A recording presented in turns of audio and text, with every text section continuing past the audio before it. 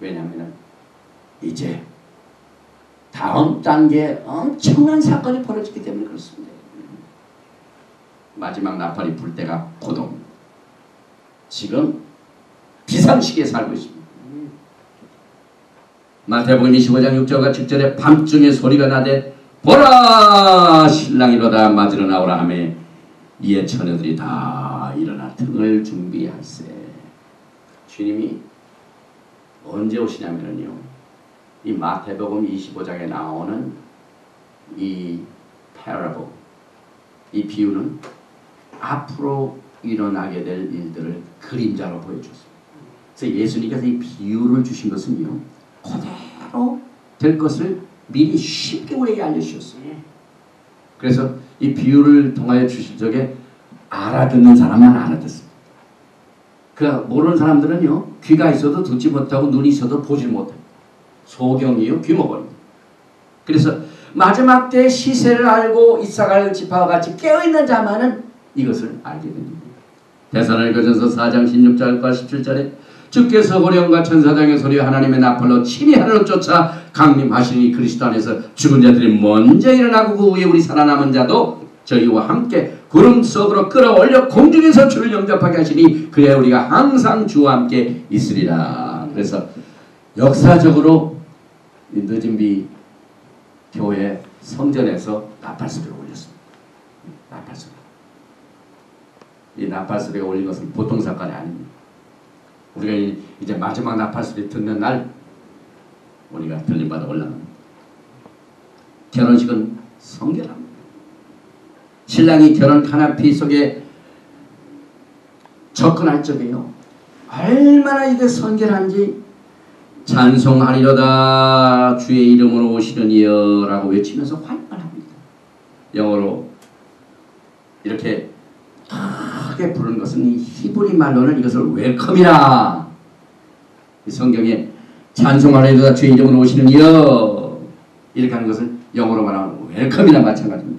그래서 마태복음 23장 39절에 내가 너에게 이르노니 이제부터 너희는 찬송하리로다 주의 이름으로 오시는 이여 할 때까지 나를 보지 못하리라.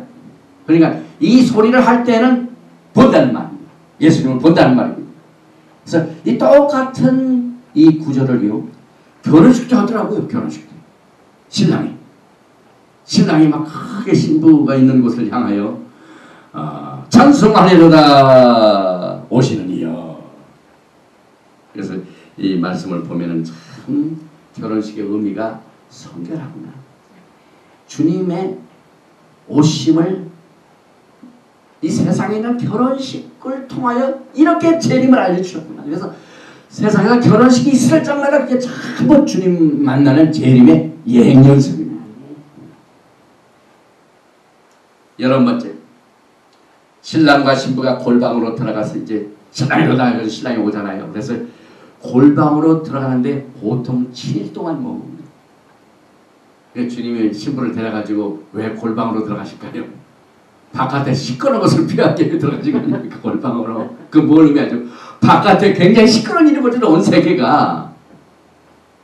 요한서 2장 15절과 16절에 너희는 시온에서 나팔을 불어 거룩한 금식일을 정하고 성일을 선고하고 백성을 모아 그 회를 거룩케 하고 장로를 모으며 소와 젖 먹는 자를 모으며 신랑을 그 방에서 나오게 하며 신부도 그 골방에서 나오게 하고. 골방으로 7일 동안 있다가 나오는 날 결혼식이 완성이 됩니다. 왜? 육체적으로 같이. 그리고 난 뒤에 결혼식이 있고 난 뒤에 꼭 빼놓지 않는 게 잔치입니다. 그래서 우리 지난 화요일 날에도 개강 예배를 다 드리고 나니까 배가 고픈다. 식이 있으면 다 여기서 소리가 나요.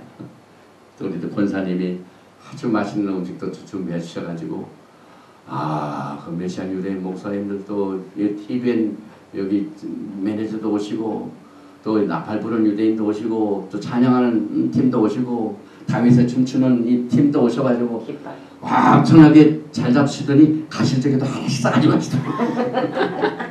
그러니까 이 잔치 때는 꼭 먹는 게 있어요.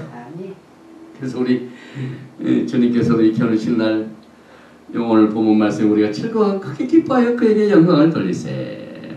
어린 양의 혼인 기약이라 그 아내가 예비하였으니 그에게 허락하사 빛나고 깨끗한 세마포를 입게 하셨은즉 이 세마포는 성도들 오래 기로다 하더라. 천사가 내게 말하기를 기록하라. 어린 양의 혼인잔치에 청함을 입은 자들이 복이 있도다 하고 또 내게 말하되 이것은 하나님의 참되신 말씀이기로 하고 말씀이다 하기로.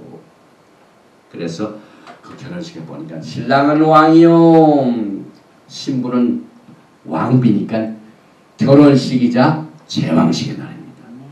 이사야서 2장 2절과 3절에 말이래 여호와의 전에 산이 모든 산 꼭대기에 굳게 설 것이요 모든 작은 산 위에 뛰어나리니 만방이 그리로 모여들 것이라. 여기에 만방, 열방이 나오죠. 이게 무슨 날입니까? 이제 주님과 함께 결혼식 끝나고 난 뒤에 이 땅에서 수도를 삼을 곳이 어디냐면 예루살렘이죠. 그러니까 그 예루살렘에서 하나님의 말씀이 거기서 나오죠. 그러니까 막 만방이는 열방의 사람들이 어디로 몰려온다고요? 전부 시온으로 몰려듭니다. 그 열방을 위한 기도도요. 그 기도의 방향이 우리 크리스찬하고는 굉장히 다른 점들이 많아요. 이 토라를 공부하면은 방향이 굉장히 예수님 중심. 모든 것이 우리 체험 왕 대신 예수님을 중심으로 모든 것이 몰려들고 예수님이 하신 일이 집중이 되고 예수님께서 앞으로 계획하신 것들이 성취되는 것을 즐거워하고 기뻐하고 이것이 전부 이 하나님 중심, 예수님 중심, 메시아 중심의 메시지요. 예수님 중심의 선교요. 예수님 중심의 기도인데 자칫 잘못하면은요. 뭐 내교회고 뭐 굉장히 조심할 일이 많죠. 이사야서 2장 3절에 많은 백성이 또 열방에 가며 이르기를 오라 우리가 여호와의 산에 오르며 이게 선교의 메시지입니다. 여호와의 산에 오르자. 선교의 메시지가 여호와의 산에 오르자는 그 산을 향하여 우리가 이 신부의 영적 여정을 마치는 날입니다. 신랑을 만나 결혼식을 하는 날 우리가 성공하는 날입니다. 그 날. 교회가 성공하는 날입니다. 여러분. 개인이 성공하는 날입니다. 그 성공의 개념도 이 토라에서는 전부 예수님 메시아 중심입니다. 우리가 여호와의 산에 오르면 야곱의 하나님의 전에 이르자. 야곱의 하나님의 전. 무슨 제일교회도 아니고 무슨 뭐도 아니고 야곱의 하나님의 전입니다. 여러분. 우리 모두가 다 야곱의 하나님의 집에 속한 자들이죠. 그가 그 도로 우리 가르칠 것이다. 메시아 예수께서 이제는 깨우치 못한 열방들을 엘리 코올리게들을 토라로 가르치십니다. 얼마 동안 코스냐면 우리는 10주 코스지만은 예수님은 1000년 동안 가르치십니다. 1000년 동안. 도로 우리에게 가르칠 것이다. 우리가 그 길로 행하리라 하리니 이제야 토라를 통하여 그때로 가겠대요.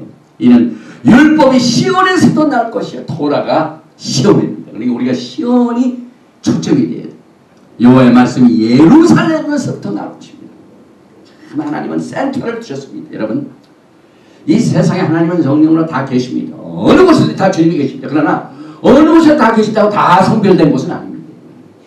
하나님께서 모세를 통하여 내가 살 집을 마련하라 해서 성막을 지셔가지고 지구상의 예루살렘 그 이스라엘 땅 그곳에 아주 성별된 장소에 성별된 곳에 찍으셨습니다.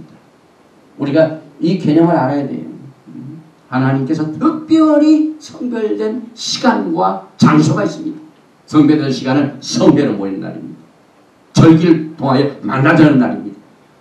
항상 모든 시간이 다 하나님께서 주관하시지만 특별히 성별된 시간이 있다 이 말입니다. 이거 보세요. 여기 야곱의 하나님의 전이 나오죠. 하나님의 전이 아무데나 있는 게 아니에요. 야곱의 하나님의 전입니다. 율법이 어디서부터 나온다고요? 만방에서 율법이 나오는 게 아니에요. 시온에서부터 나온다고 했어요. 야훼 하나님의 말씀이 막 풍성해가지고 아무데나 나온다고요? 아니죠. 예루살렘에서 나올 것이에요. 아멘 아멘. 이게 토라 회복이 바로 그겁니다. 이 토라가 다 것을 가르칩니다. 하나님의 키를 가르칩니다. 그래서 이번에 이 히브라이 루트 예시바에서 하나님의 길에 대한 것을 가르칩니다. 그래서 영원한 신부집은요 천년 동안 여기서